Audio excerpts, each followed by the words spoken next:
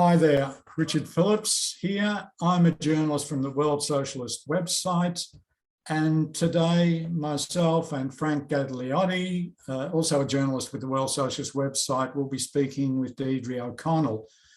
Deirdre has published a book late last year called Harlem Nights, The Secret History of Australia's Jazz Age. It's a fascinating examination of the deportation in 1928 of Coloured Idea, a popular African-American jazz troupe.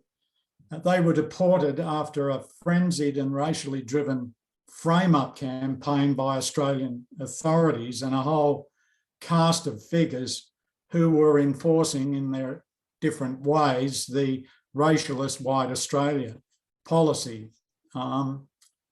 Deirdre, could you speak first of all about Sonny Clay, something about his background and the Coloured Idea show, and what popular cultural life was like in Australia at this time? Okay, yeah, thanks for having me on. Yeah, Sonny Clay was 28 years old when he came to Australia, although, as many observers noted, he looked a lot younger. He looked a bit like a 15-year-old. He looked like a man who was not equipped for the burdens he was about to beset upon him.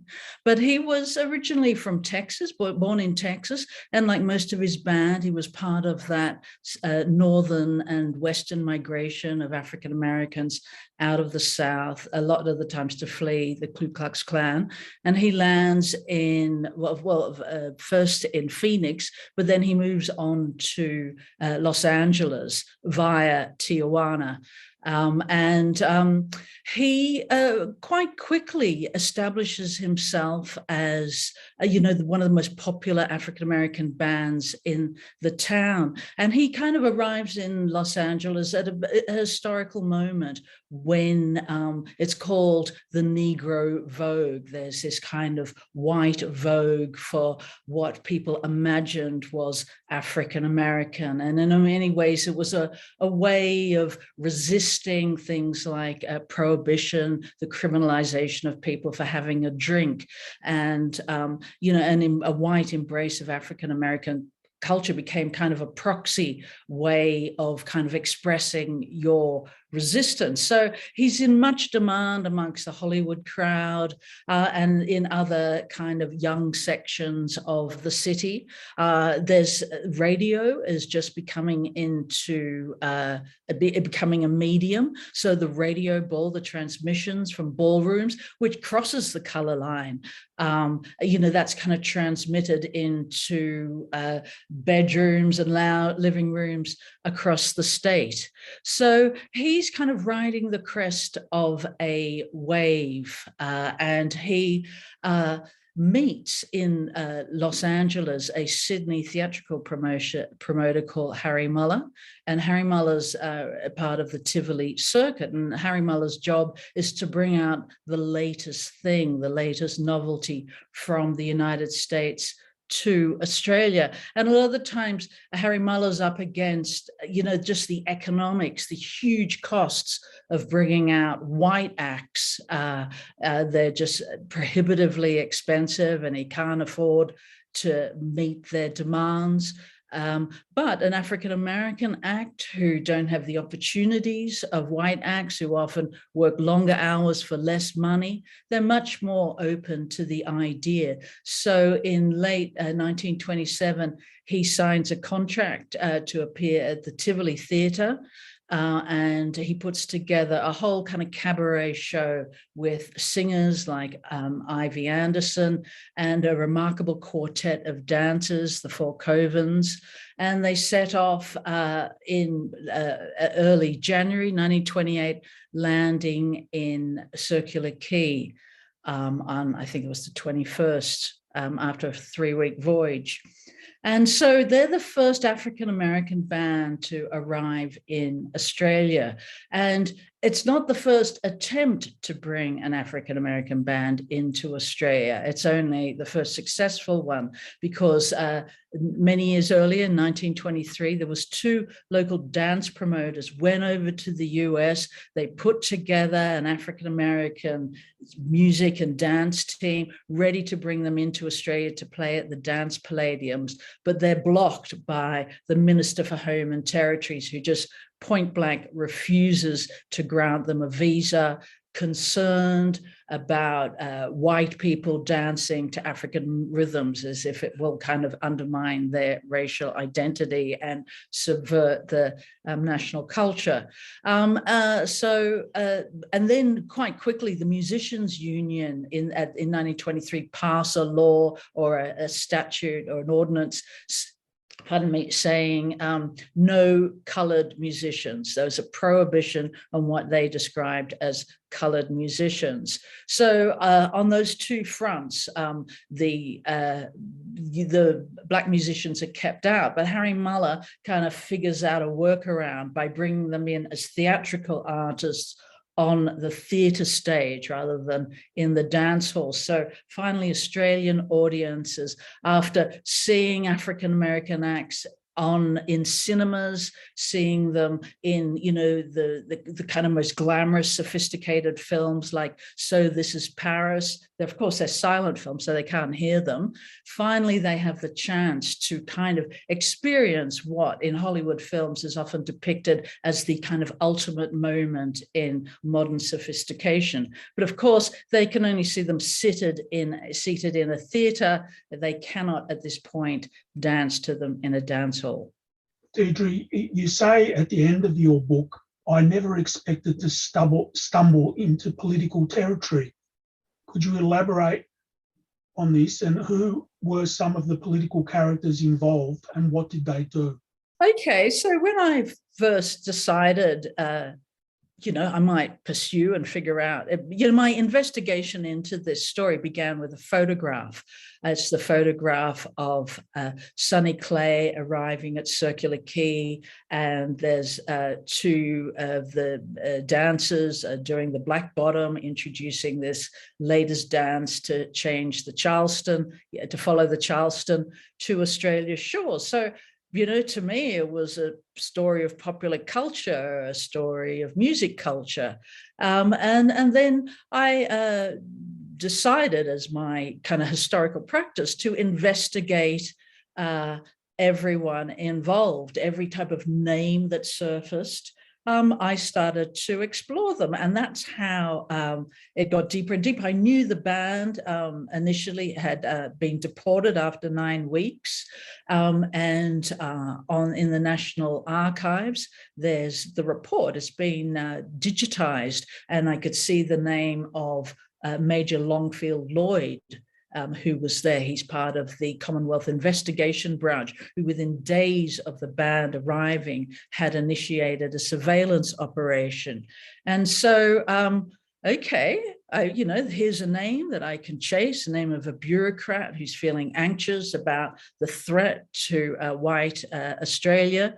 And I look him up, find out more about him, and I realize that his kind of history, his role in deporting people, in kind of constructing notions of undesirability stretched right back to the Great War, that he was part of military intelligence.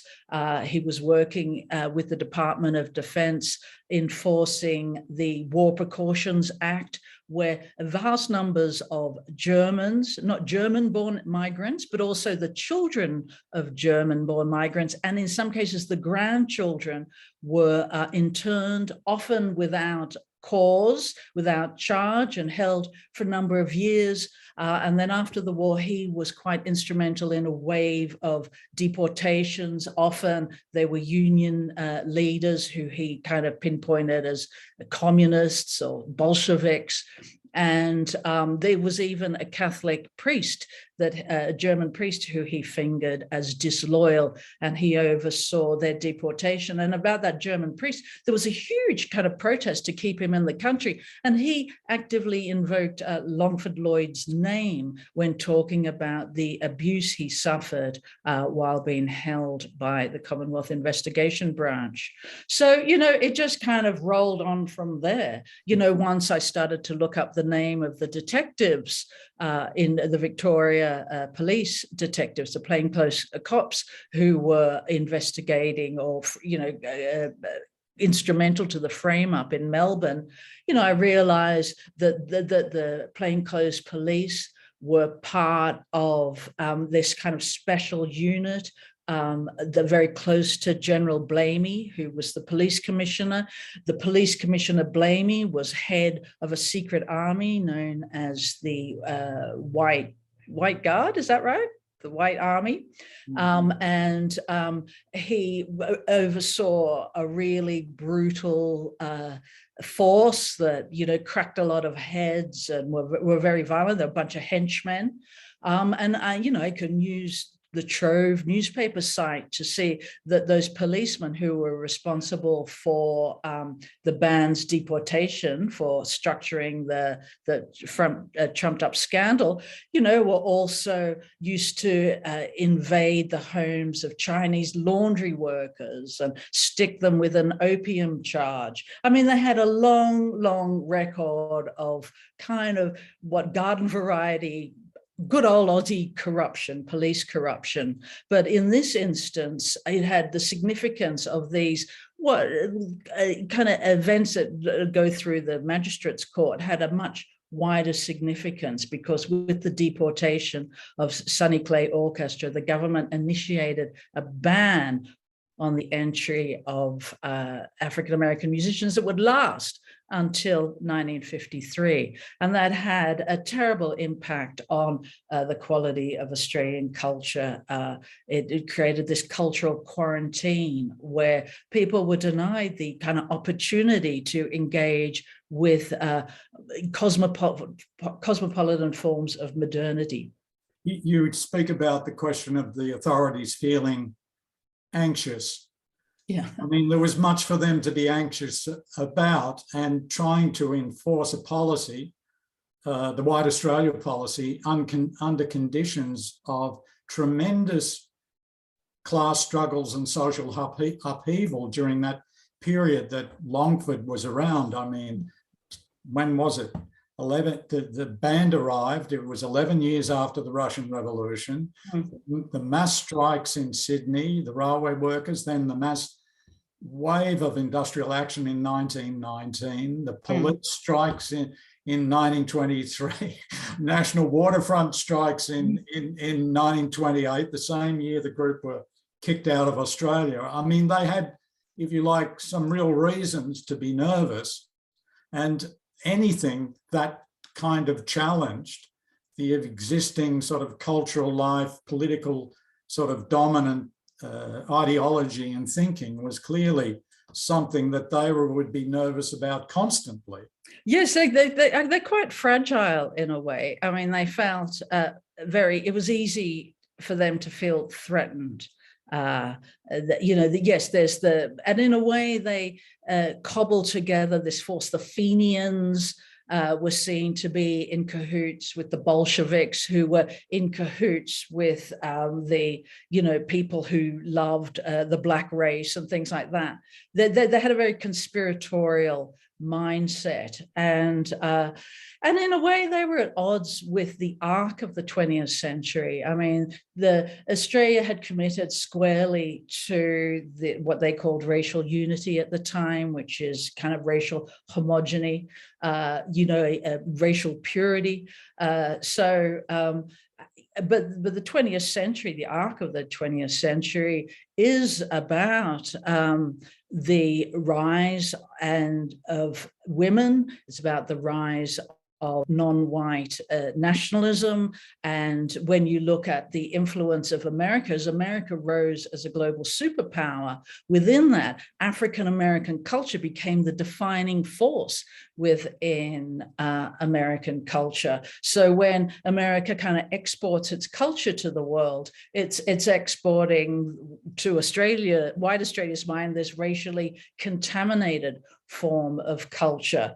So it created huge problems for them. And then, of course, you get feminism that at the time in the 20s, an enormous number of women, there's a rise of kind of this business class, this managerial class, and they need, secretaries and clerks and things like that to operate in these offices and businesses. So that creates this huge kind of work opportunities for women. So at the time in Sydney and Melbourne, you get enormous number of single women coming in from the countryside to take up these jobs. They're living alone or with their friends. They're earning decent money. They have disposable income on which they can engage in leisure time industries, often like the cinema, and music, which of course is strongly American, which by default has this strong African-American flavor. So Australia and the pursuit of the White Australia policy is really, really at odds with the general bigger trends. Yeah, and so what was the popular response to the coloured idea when they arrived here? What were the response of audiences and the tour itself? Oh, the tour was a huge success. I mean, this is there's often this position that everyone agreed with the White Australia policy. There was no opposition. The Labor and the Conservatives all agreed it was the right way to go. But I mean, if you actually look at consumer demand and popular demand, I mean, the theatre promoters knew they could fill theatre after theatre, dance hall after dance hall with kind of punters wanting to engage with African-American culture. And I mean, that mightn't be a conscious political choice or decision. It might be kind of grounded in kind of ideological depth and things like that, but it's a consumer decision. It's some type of pull towards something that's cosmopolitan and vibrant and mixed race. It's not about racial purity, but it's about something else. And yes, so if you kind of measure the support for White Australia on that regard in terms of popular demand, it calls very much into question the extent to which people wanted this very narrow and rigid, racially pure country and culture. Just one other quick question I have related to that as well, or a point, and that is that, the legislation was used to affect political persecutions, as you mentioned previously, the deportation of anyone deemed to be dangerous. It became a political vehicle that could be used against anyone, really. Oh, yes, it was. And in a way, Longford Lloyd is kind of constructing these categories of undesirability, because the Immigration Act, which, lies at the foundation of the White Australia policy, it undergoes a series of amendments.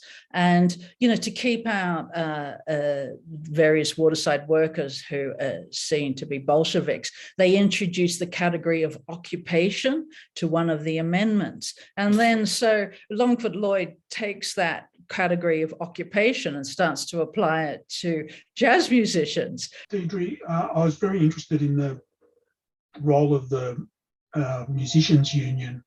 Could you explain and elaborate what they actually did in terms of getting the coloured idea deported?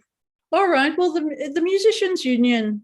Okay, so I'll backtrack a bit. So the Musicians Union came into being with the passing of the Arbitration Act, I think of 1909, and the government decided that all workers had to deal with the arbitration court through a union. And there was already these grassroots union, like the Shearers Union and Waterside Workers Union, but there were some sectors that weren't unionized, like the Musicians Union. So it was kind of a matter of who got in first and formed this organization, then kind of controlled the labor supply. And in the case of the Musicians Union, it was often a bunch of quite strongly nationalist figures with strong kind of military connections. They came out of brass bands, a lot of the times military bands, and they were very, very loyal to Billy Hughes. So the Labour government split during World War I, and most of the union movement takes sides with, and they boot out Billy Hughes, and most of the union movement, Trades Hall, take the side of the substance of the Labour Party, but the Musicians Union pledged their loyalty to Billy Hughes, and for a time they're excluded from Trade Hall, and they initiate a whole lot of acts where they kick out any so-called enemy aliens, and particularly in Adelaide there's a lot of German musicians and things like that. So they kind of stand apart from the bulk of the union movement, they very clearly in their book of rules over the 20s start to introduce many forms of racial exclusion, and so or different categories of exclusion. So anyone who was not a naturalized, a British subject, a British-born subject, found it very hard to become a member. So naturalized Italians and Greeks and Russians and things like that, often of them had high levels of musical skill, were excluded from the union. They'd let a very small number through, but a number of astonishingly good musicians were unable to work. And then, so of course, it's just another logical step to start to exclude African American musicians. And their logic is to keep the national imagination pure, and to only have that only this true culture, a true Australian culture can emerge by having a pure body of culture to draw on, and then other type of sources coming in will contaminate it. So they're very, very concerned about culture as this kind of vehicle of cultural contamination that will weaken people's cultural identity, or racial identity, I should say. Deirdre, in your book, you know, explain about an extraordinary meeting where the Musicians Union head Trevelyan meets with the Stanley Bruce, the Australian Prime Minister, the Minister for Home and Territories, the Australian Labor Party opposition, Matthew Charlton, and other senior members of Parliament. There would be consequences, and Trevelyan declared if they allowed the public to dance to blacks, and he called for the total ban on African American orchestras in Australia. Could you explain what ensued after this meeting? Okay, well, that's the kind of bid, because there is, by 1928, Australia's in recession.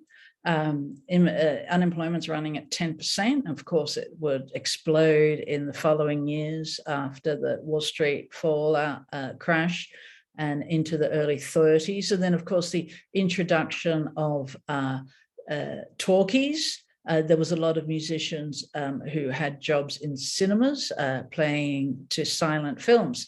So there's a huge amount of unemployment amongst white Australian musicians. So their argument, which had the Labor Party and the Nationals were quite sympathetic with, was these jobs had to be protected. There was these kind of form of protectionism. And as a consequence, Australian music during the 1930s, it was in the doldrums. I think that type of policy is directly related to these kind of crushing sense of cultural inferiority, this sense of a cultural backwater, this sense of a cultural cringe, just kind of closing Australia off to the world. Because you can see during World War II, 1 million US soldiers come through Australia, including some African-American soldiers, and a number of them were musicians. And when they open up the Black Servicemen's Club, the Booker T. Washington Club in Sydney, for the first time in decades, Australian bands had a chance to sit in with African-American bands and learn techniques of drumming and learn, different trumpet licks and things like that. And that's the type of interpersonal exchange that happens when people are on the ground. That culture is transfers from one person to the next through these individual personal connections. And that's that type of meeting that you're referring to was an effort to block those type of connections from taking place. And I think it had to Australia's great disadvantage. You described, Deirdre, the raids that took place, the frame up, scandalisation of particularly of the women and of the group. Could you elaborate on the role of Thomas Blamey and also the Victorian Police and also the Truth newspaper played a really poisonous role? Okay, so at the time, so I mentioned earlier that Blamey was police chief. He was also an AIF hero. He was also a great advocate of the White Australia policy, and he was a real law and order man. And he was also very corrupt at the same time. So he had interests in the sex industry, in kind of gambling and things like that. But he kind of kept up this kind of appearance of, you had to create stability through kind of imposing strong, kind of a strongman politics. That's the type of way he presented himself to the world. And so you have this situation also in the police stations. You get the rise of tabloid newspapers and this kind of new photographic technology with the big, bold headlines. And tabloid newspapers were driven on crime stories. So the media relied very heavily on the police just to fill the newspapers every day. And there was at least 7 or so journalists based at Russell Street headquarters in Melbourne. And that there's this kind of symbiotic relationship between the police and the journalists, that the police would give them little scoops and things like that in exchange for very, very positive coverage. So when you have those two policemen I was mentioning earlier from the plainclothes department, when they kind of constructed this frame up, they kind of enlisted a stool pigeon to be in this room. So when they raided the room, it looked like there was something kind of sexual happening and things like that. And the girls are arrested on a very, very minor charge, vagrancy, which is a euphemism for prostitution. But anyway, and they get found not guilty by the court, but the way the police in the courtroom provided evidence, trying to make it as salacious as they possibly could, basically providing copy for the journalists who are transcribing it. It has all the making of a tabloid front page scandal. It's a perfect tabloid fodder. So that way they were able to amp up something that was otherwise, a very small charge in the magistrate's court, and it was actually a finding of not guilty, and the way the media managed to frame it into a guilt, like, why were these girls found not guilty? Why were these 5 women found not guilty? What is it about Australia that there are no laws where white Australian women can mix with black men in the United States? That's a lynchable offense. So that's the type of ugly line they went down. So you can see this kind of loose alliance, but nonetheless, this kind of system of shared interest between the police, the magistrates, the judiciary, and the press. I think one of the remarkable things about the book, what it reveals, is this sort of 2 levels of rule in the country. There's Parliament, there's the official framework, and then, of course, there's this virtual secret state operating underneath it all. And their agenda is what wins out, obviously, in this particular historical incident. And in line with the demands of being raised in the Truth newspaper, the laws are changed. The band are kicked out, and very quickly the kind of measures that have been agitated for behind the scenes, then the media, and then are carried through. Yeah, well, there's nothing like a moral scandal, this idea that these people are corrupting the minds of the youth to enact some type of a political change. And I might point out that the ban, that initial ban, they didn't actually have to change any laws. What they did was introduce this thing called a character test. And you often see even the government today talking about introducing a character test. And a bit like the dictation test in the White Australia policy, it was designed a literacy test where no a non-white person could ever pass this test, unless, of course, they still let in like minstrels or people who played, who represented African-American culture in a way that upheld the racial order, the white supremacist order. So you'd still get the occasional black quartet coming through, but you wouldn't get a jazz band. What happened to Sonny Clay?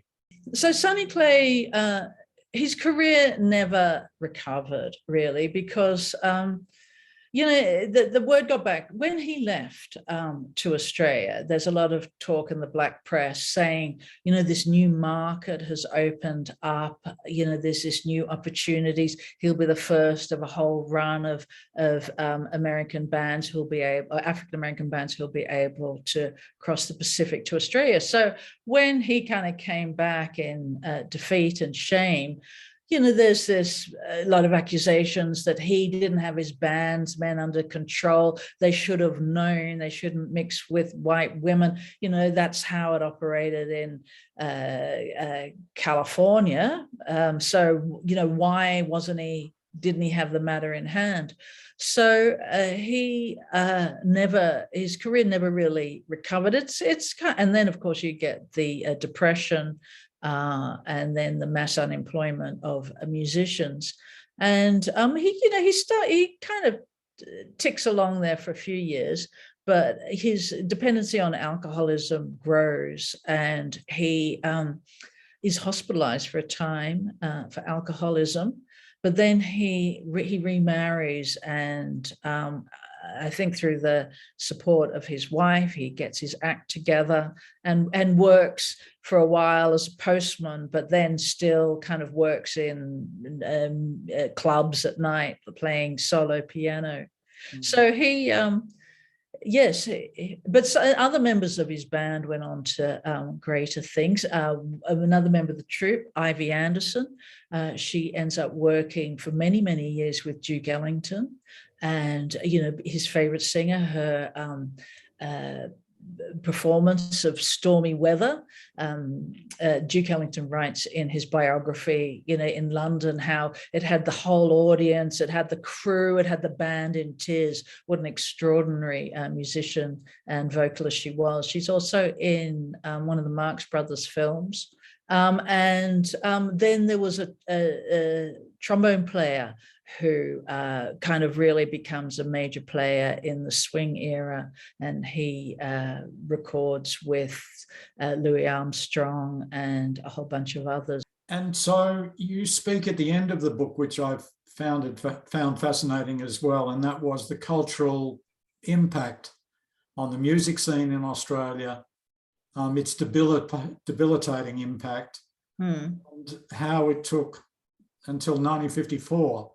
And the first tour here by a Black Americans, Louis Armstrong, Ella Fitzgerald, Chuck Berry, Bill Richard, Harry Belafonte. Thanks very much for your time and your book, and good luck with it. How's the response to the book been? Yeah, it's been very good. It's been consistently strong reviews. I bump into people all the time who said they've read it or got a copy, or their dad's reading the book. So I'm delighted with that. Yeah, it's been a real pleasure. I mean, I love researching, and that whole process that I can actually do something with all that research is a great privilege.